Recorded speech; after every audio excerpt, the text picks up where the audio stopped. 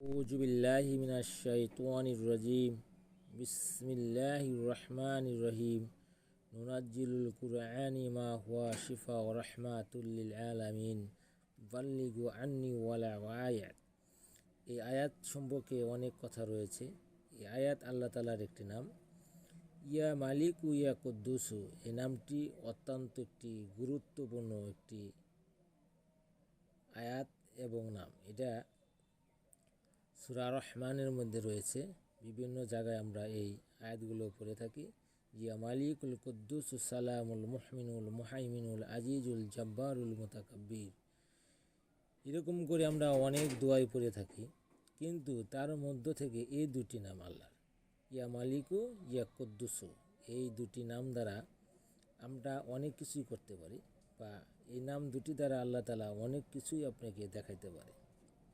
তাই আজকে এই নামের অনেক গুণাগুণ রয়েছে, অনেক ফজিলত রয়েছে। এই নাম দ্বারা আপনি অনেক কাজ করতে পারবেন, নিজের কাজের জন্য, অন্যের কাজের জন্য, নিজের কাজ হাসিল করার জন্য, অন্যের কাজ হাসিল করার জন্য, বা এই কাজে কিভাবে আপনি হাসিল করবেন, বা এই আমল দ্বারা কিভাবে আপনি উপকৃত হতে পারবেন, বা এই দুটি নাম দ্বারা কি কি কাজ করা যায়, সেই বিষয়গুলো জানতে চাইলে আমার এই চ্যানেলের সাথে যারা রয়েছেন, চ্যানেলটা সাবস্ক্রাইব করেছেন, পরবর্তী ভিডিও পেতে আপনারা ইচ্ছুক যদি থাকেন তাহলে এই চ্যানেলের সাথে থাকেন এবং চ্যানেলটা সাবস্ক্রাইব করে দেন যারা সাবস্ক্রাইব করেন নাই।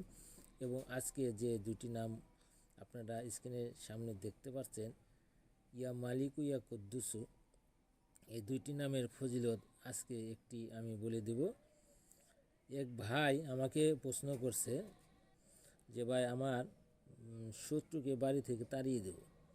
আপনি ওই শত্রুকে তাড়াইতে পারবেন যে শত্রু আপনাকে সর্বসময় জ্বালা যন্ত্রণা অত্যাচার অতিষ্ঠ করে ফেলেছে, বা শত্রুর জন্য আপনি বাড়িতে টিকতে পারছেন না, বা শত্রু আপনাকে কোনোভাবেই রেহাই দিচ্ছে না, সেই শত্রুকে আপনি এই নাম দ্বারা সরাতে পারেন। কিন্তু যখন শত্রু আপনাকে কোনো ক্ষতি করে না, আপনি মনে মনে হিংসা করে বা তাকে শত্রু ভেবেছেন বা এই আমলটি করবেন, তাহলে আমলটি করলে কিন্তু আপনার অনেক ক্ষতি হবে।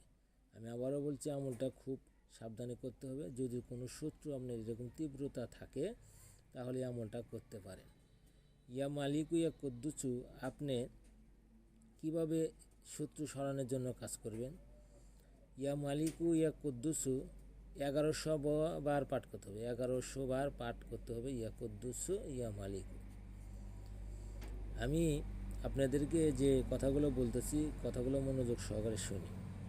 ইয়া মালিকু ইয়া কুদ্দুসু 1100 বার বলতে হবে।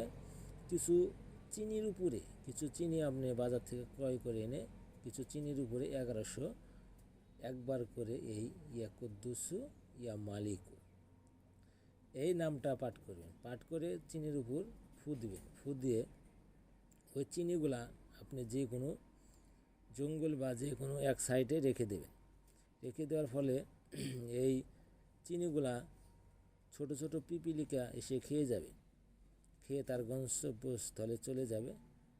আপনি আমলটা একাধারে 7 দিন করবেন। 7 দিনের ফলে শত্রু আপনার বাড়ি থেকে কি চলে যাবে। আপনি যাকে সরাতে চাইতেছেন সে অনায়াসে সরে যাবে, আপনার সাথে সে বিরোধ করবে না, এবং সে আর শত্রুতা কোনো দিনও করবে না, শত্রুতা করার সাহায্য পাবে না। তাই আজকে যে ভিডিওর মাধ্যমে যে তদবিরটি আপনারা জানলেন, এই তদবিরটি খুব সতর্কতার সাথে করবেন এবং কোনো খারাপ কাজে করবেন না। খারাপ কাজে করে কোনো ক্ষতিগ্রস্ত হইলে বা আপনি যদি কোনো অসুস্থতা হন, এই চ্যানেলের পক্ষ থেকে কোনো দায় বহন করিবেন না। আপনারা ভালোর জন্য কাজ করে মানসিক ক্ষতির জন্য করলে আপনাকে গুনাহগার হতে হবে এবং আল্লাহর কাঠগড়ায় অবশ্যই আপনাকে জবাবদিহি করতে হবে। তাই আমি বলতে চাই, যারা ভালো কাজের জন্য করবেন তাদেরকে ইজাজত দেওয়া হবে, যারা ভালো কাজের জন্য করবেন না তাদেরকে ইজাজত দেওয়া হবে না। আসসালামু আলাইকুম, সকলে ভালো থাকবেন। আমিও ভালো আছি এবং নতুন ভিডিও পেতে চাইলে আমার চ্যানেলের সাথে থাকেন এবং নতুন নতুন তদবির আমি আমার চ্যানেলে আপনাদেরকে অনেক তদবির ভিডিও দিতে চাই, কিন্তু সময়ের কারণে, সময় না পাওয়ার কারণে আপনাদেরকে তদবির এবং ভিডিও দিতে পারি না। তারপরে সময়ের মাঝে ফাঁকে যতটুকু সময় পাবো ইনশাল্লাহ আশা করব আপনাদেরকে সুন্দরভাবে আল্লাহ তাআলা কোরআনে কারিম থেকে যে আয়াত এবং তদবির, যে আল্লাহ তাআলার নামগুলো রয়েছে, 199টি নামের মধ্যে যে নামগুলার ফজিলত রয়েছে এই নাম সম্পর্কে অনেক কিছু জানাবো এবং শেখাবো ইনশাআল্লাহ। আশা করি সকলেই ভালো থাকেন। আসসালামু আলাইকুম।